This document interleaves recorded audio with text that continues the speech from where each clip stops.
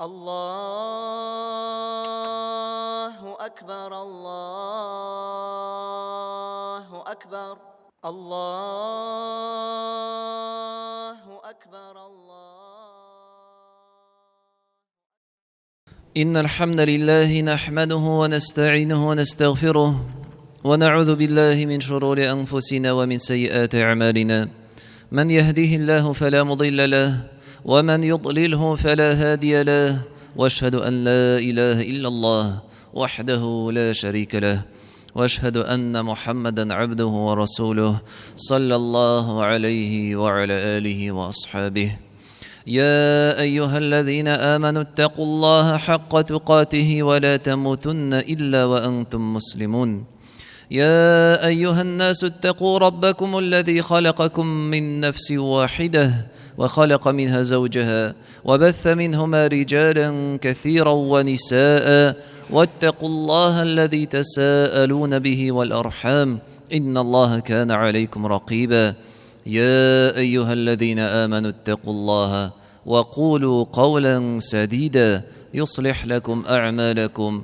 ويغفر لكم ذنوبكم ومن يطع الله ورسوله فقد فاز فوزا عظيما أما بعد Һичшиксез барча мактау, хәмд ва сана галәмнәрнең Раббысы, хуҗасы, идарәчесе Аллаһ Раббыбызга гына тиешле.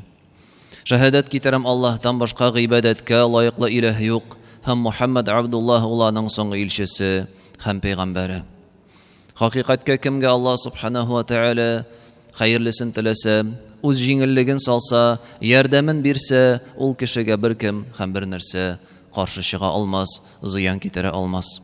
Әмма ләкин кемгәдер Аллаһ Тәгаләнең ачуы төшсә, Аллаһ Тәгаләдән газап килсә, аны беркем һәм бер нәрсә коткара алмас. Мөхтәрәм газиз дин кардәшләрем,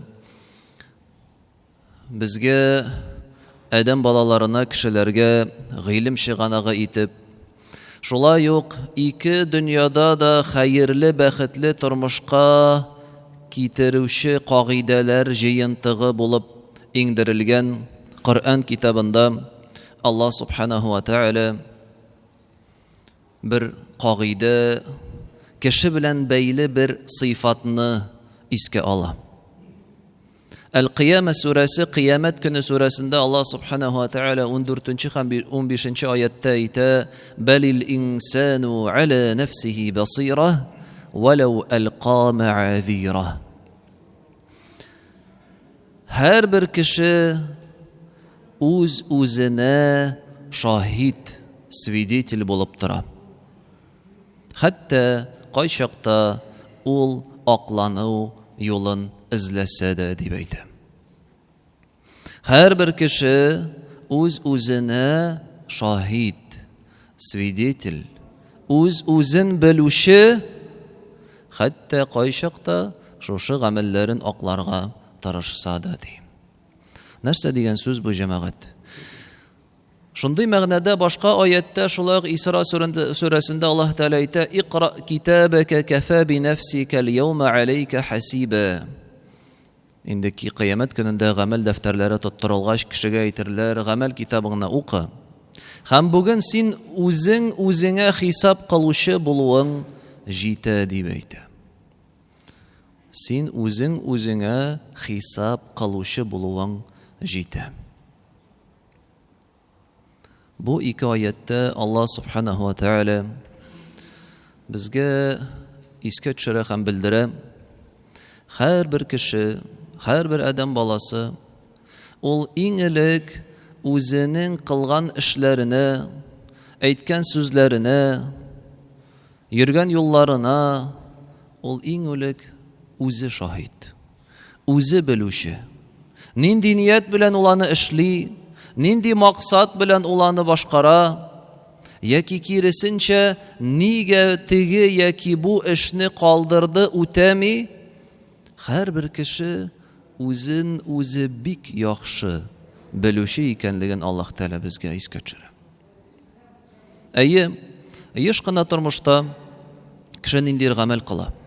Бәлки ниндидер бозык, гөнаһлы яки шикле эшләр, яки киресенчә кушылган хәерле эшне калдырырга мөмкин.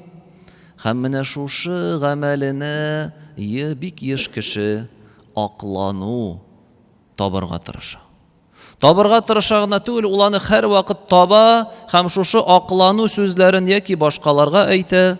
Кайчан аңа тәнкыйтьлиләр, нигә син болай эшләдең? Ул берәр нинди аклану юлын таба. Яки нигә болай эшләмисең дигәндә, ул тагын берәр нинди аклану таба. Кешеләр каршында яки үзен хәтта күңелендә ышандырып, шушы сәбәпләр белән акларга мөмкин. Асылда, әгәр дә ул тирәнрәк үз күңеленә караса, төп сәбәбен ул бик яхшы белә.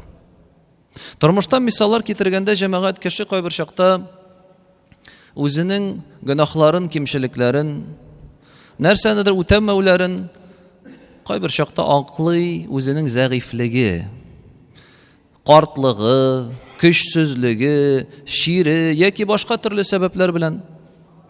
Кайбер кешегә әйтәсең, дустым, әйдә, кил инде мәчеткә, әйдә, гыйлем алу юлына бас, Аллаһ Тәгаләнең динен өйрән инде, Коръән укырга башларга кирәк дип, кеше үз-үзен аклый. Юк инде, мин булдыра алмыйм, мин инде карт, минем яшем узды, минем хәтерем юк, минем башка эшләрем бик күп дип, төрле аклану чараларын, юлларын таба.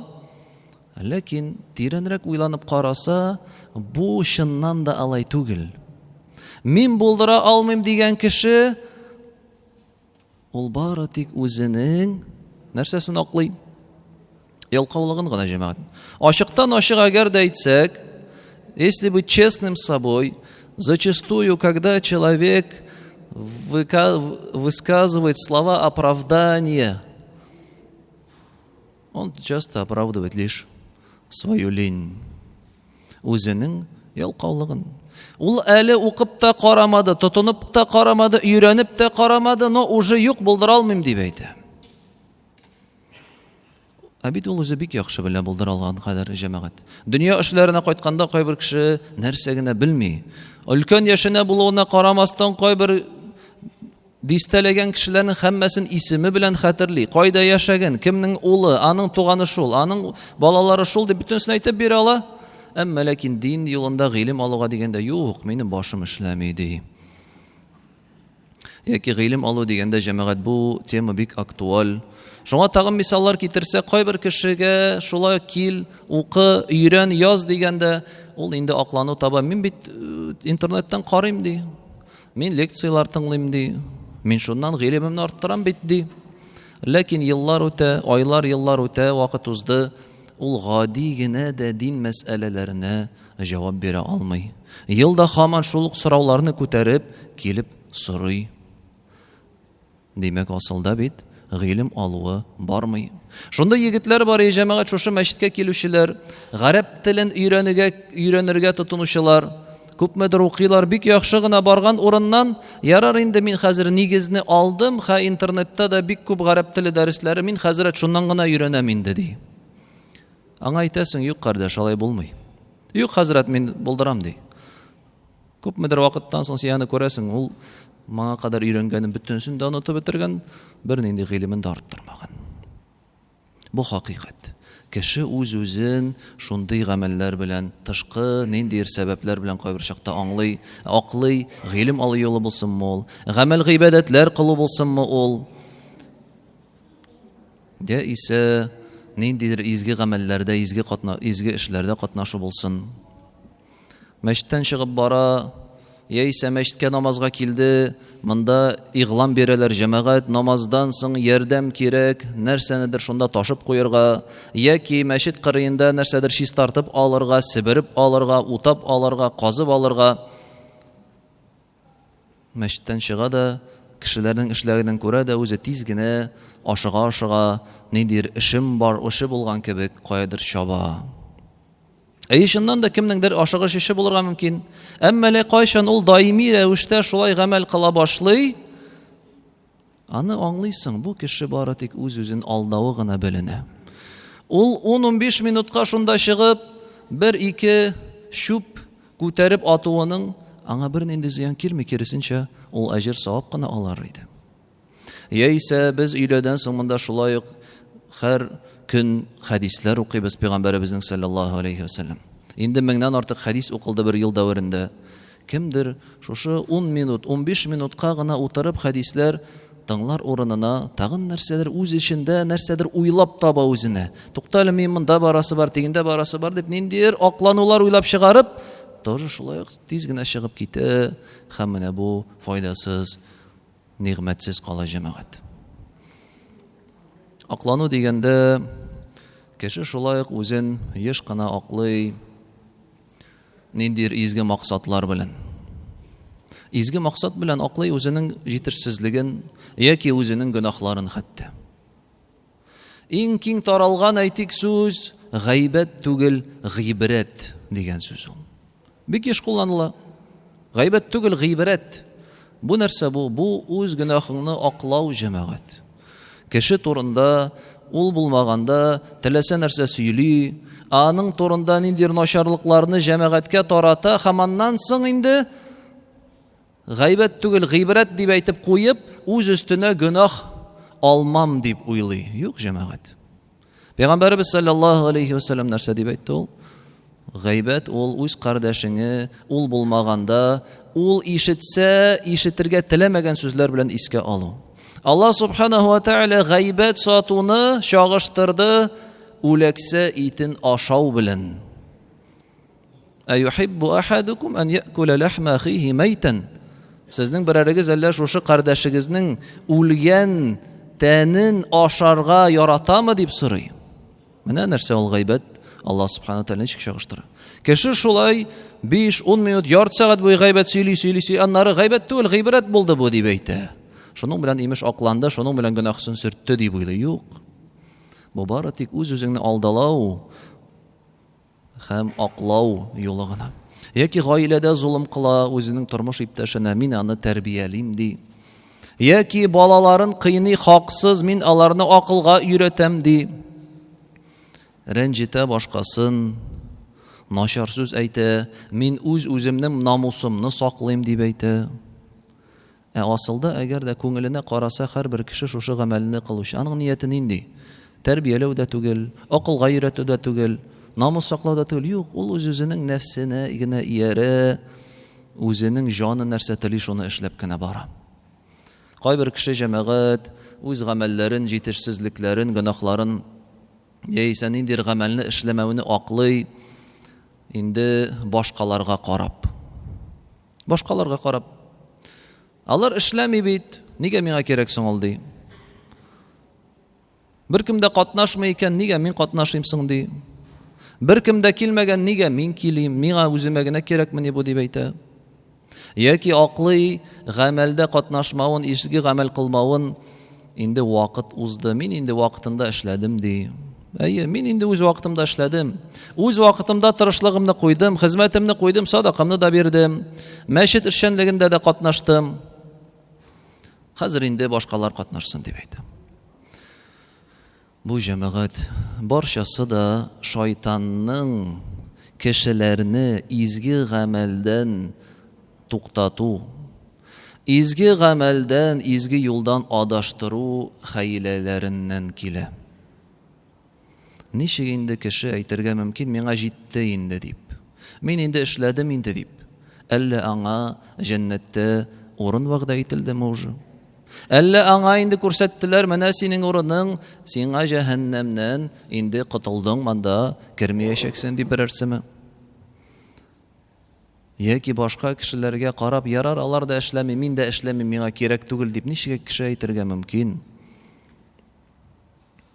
Җәмәгать шундый бер дә күңелсез күренешләр булгалый. Менә әлхәмдүлилләh, Гарәфә көнендә безнең ифтар булды. Әлхәмдүлилләh. 250 кешегә ифтар әзерләнде. Менә шушы ифтар булганнан соң бер кардәш миңа әйтә, "Эх, ди хәзрәт, субботникка шулай килсәләр иде кешеләр. 200-250 ир кеше, сәламәт, көчле, куәтле, әлхәмдүлилләh килделәр, мәчет тулды, класс тулды, нишләргә дип ризык ашарга, мәчеткә, кемнеңдер хисабына. Аннан алда бер атна алдан, гает алдыннан җәмәгать субботник оештырылган иде. Әйдәгез җәмәгать мәчетебезне әзерлик, себерик, бордюрларны буйык, мәчетебез гаеткә ялтырап торсын дип килде 4-5 кардәш. Һәм алар белән килде 6-7, 10-12 яшьлек балалар. Бу нәрсәне җәмәгать күрсәтә. Кемдер, димәк, менә шушы изге гамәлдә катнашуга үз-үзенә аклану тапты. Мин инде килә алмыйм, минем эшем, минем вакытым юк, һәм башка. Әмма ләкин нишләптер ярар, мин инде ифтарга килә алмыйм, инде минем эшем бар дип аклану тапмады үзенә. Бу җәмәгать безнең көзгебез кызганычка каршы. Бу безнең бүгенге көндә булган көзгебез. Кайчан изге гамәл эшлик дигәндә бармак белән генә санап була килүчеләрне. Әйдәгез әле ашык дигәндә тулып килә җәмәгать. Субханаллах. Бу бик аяныч әлбәттә, бик кызганыч күренешләр. Бит бу изгелекләр җәмәгать безгә үзебезгә кирәк. Аллаһ субханаһу ва тааля нәрсә дип әйтә? Ла таксибу нафсун илля алейха. Бер генә дә кеше, һәрбер кеше үзенең кылган гамәлләре өчен җавап бирә. Аның изгелекләре аның үзенә бара. Ва ла тазиру вазиратун визра ухра. Һәм бер генә дә кеше икенче кешенең гөнаһысы өчен җавап бирмәячәк. Thumma ila rabbikum marji'ukum fayunabbi'ukum bima kuntum fihi takhtalifun. Аннан соң Раббыгыз каршына кайтасыз һәм кылган гамәлләрегез өчен сезгә хәбәр бирәчәкләр дип әйтә. Кемдер әйтә, ярар, алар эшләмиләр, мин дә эшләмим ди. Алар үзләре җавап бирә, син үзең җавап бирәсең. Ярар, анда кеше җитәрлек инде, эшләрләр миннән башка да. Әйе, алар савап алалар, син мәхрүм каласың савапсан. Һәм шушы, ул бу дөньяда гына кеше бик юмарт.